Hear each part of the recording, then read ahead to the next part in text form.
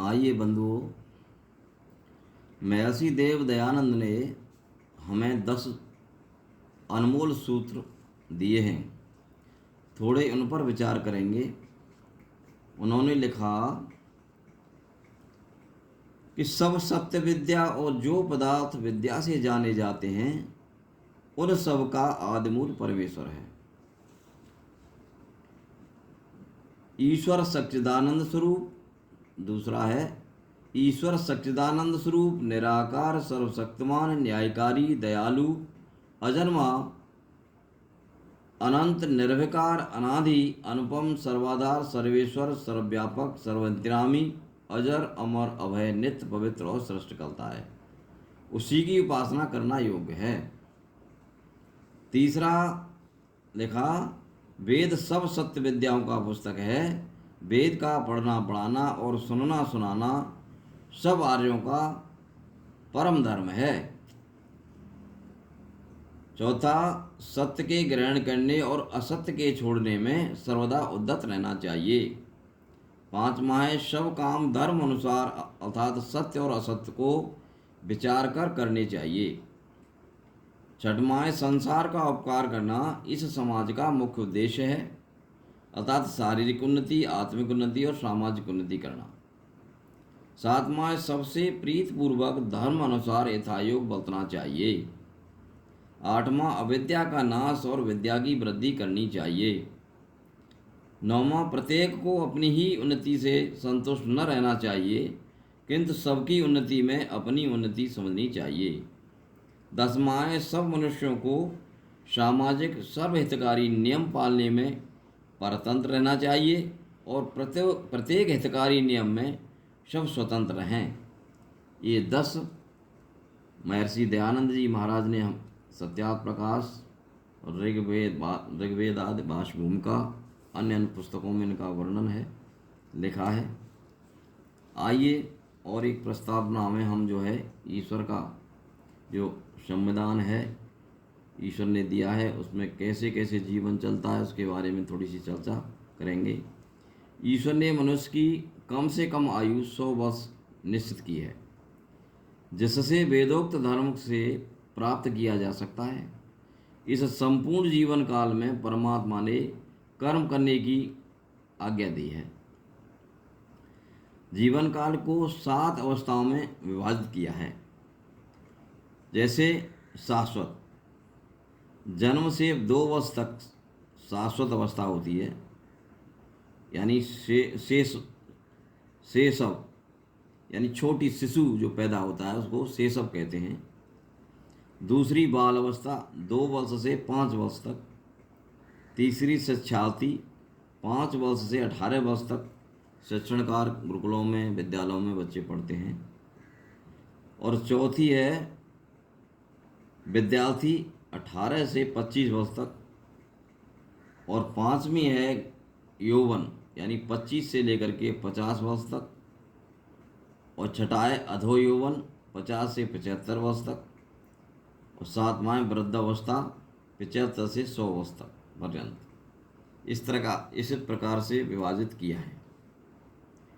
इस अवस्थाओं में यौवन अवस्था कर्म करने की अवस्था है, जिससे मनुष्य में ग्रस्त जीवन भोगते हुए विभिन्न जन्म जन्मांतरों के ऋषियों से उर्ण होने के लिए प्रयत्न कर सकता है।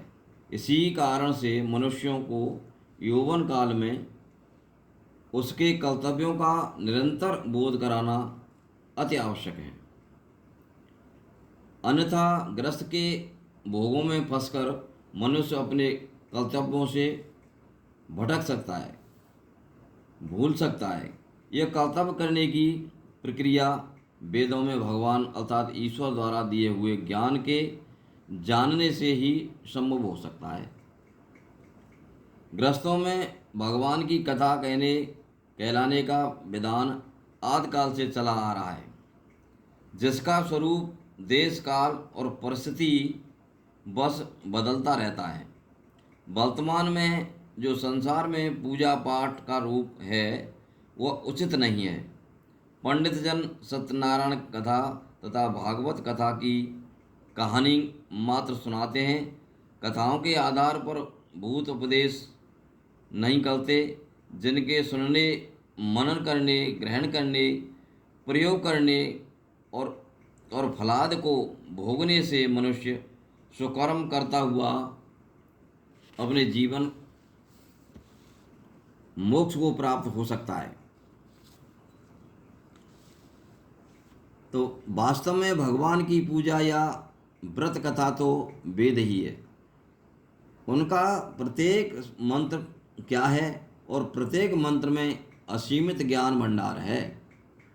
उनमें कुछ जीवन उपयोगी मंत्रों को चुनकर हम इसका थोड़ा सा चर्चा कर रहे हैं। मनुष्य ईश्वरीय ज्ञान को ही यदि मनुष्य ग्रहण कर ले, जान ले, तो बुरे कर्मों से बचकर शुभ कर्म करता हुआ 100 वर्ष का जीवन काल आनंद भोगता हुआ मोक्ष को प्राप्त कर सकता है। वेदों में प्रकाशित ईश्वरीय ज्ञान को ही धर्म कहा जाता है। वेदों में प्रकाशित ईश्वरीय ज्ञान को ही धर्म कहा जाता है।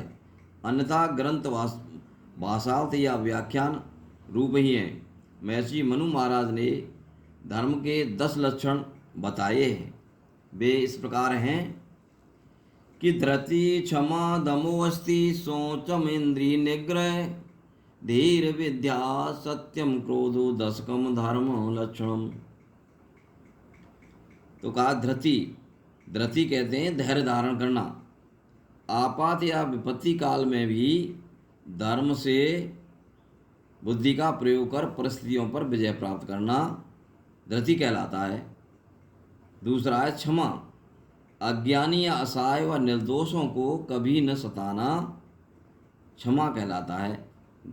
दम, मन की बुरी वृत्तियों को दमन करना।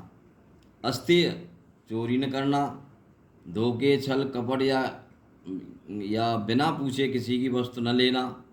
सोच, शरीर और मन की नित्य शुद्धि करते रहना। इंद्रिय निग्रह, 10 इंद्रियों होठ, जिह्वा, नाक, आँख, कान, त्वचा, हाथ, पैर, गुदा, मूत्र इंद्रियाँ और मन को आत्मा के वश में रखना। धीय कहते हैं ज्ञान का निरंतर विकास करना।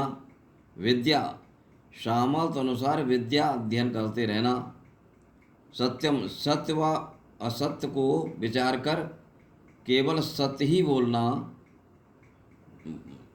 अक्रोध, क्रोध कभी न करना, क्योंकि क्रोध से ही पाप उत्पन्न होता है और बुद्धि नष्ट होती है। ऐसा महर्षि ने लिखा।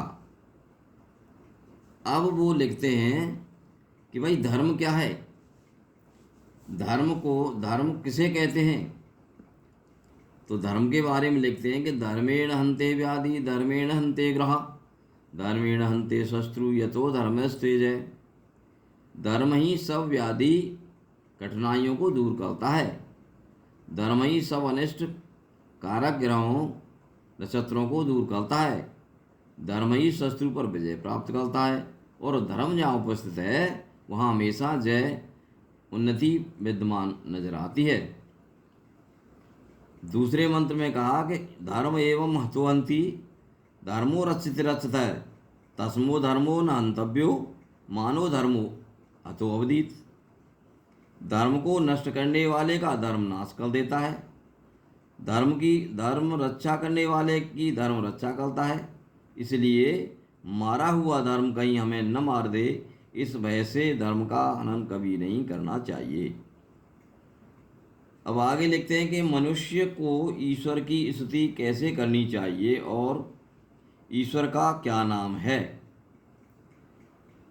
तो लिखते हैं कि सर्वप्रथम मनु महाराज ने ईश्वर जिसका मुख्य नाम निज ओम है के विषय में कहा कि आपो नारा इत प्रोक्ता आपो वे नरसूनवः ता यदस्याम यनम पूर्वे ते नारायण स्मृति। मनु अध्याय 1 मंत्र 10 में लिखा कि प्रकृति को नारा कहते हैं, क्योंकि नर परमात्मा से प्रकृति उत्पन्न हुई है। वह अयन अर्थात निवास स्थान है जिसका वह नारायण है, क्योंकि अप प्रकृति का निवास स्थान नर परमात्मा है। इसलिए सब जीवों में व्यापक परमात्मा का नाम नारायण है तथा परमात्मा ही अविनाशी सत्य है। इस कारण ही सत्यनारायण है। और आगे कहा परमात्मा का स्वरूप क्या है और कैसा है। तो यजुर्वेद के अध्याय 40 मंत्र 5वें में कहा कि तदेजत तन्नेजत तद्दूरे तदंत के तदंतरस्य सर्वस्य तत्सर्वास्यास बाहत, कि वह परमात्मा सबको गति प्रदान करता है परंतु स्वयं स्थिर है। वह दूर दूर तक व्यापक है होते हुए भी अति निकट है, समीप है। जितने भी पदार्थ और प्राणी हैं वह सब में व्यापक और समाया हुआ है और बाहर भी है, सब जगह विद्यमान है। ऐसा कोई स्थान नहीं जहाँ ईश्वर का वास न हो, लेकिन हम अज्ञानता के कारण उससे अपने से दूर समझते हैं। लेकिन हम उसे सदैव अपने निकट समझने लगें तो हमारी प्रकृति कभी दूषित नहीं हो सकती। हमें हमेशा यह एहसास होना चाहिए कि हम जो कुछ कर रहे हैं परमात्मा उसका साक्षी है। वही हमारे शुभ अर्थात अशुभ कर्मों में हमें दंडित भी करता है। वह सब कुछ प्रत्यक्ष देख रहा है। इस समय भी परमात्मा हम सबके पास है और हम सबके मन अंतःकरण विचारों को जानता है। आज का व्याख्यान मैं यहीं पर समाप्त करता हूँ। इति ओम सम।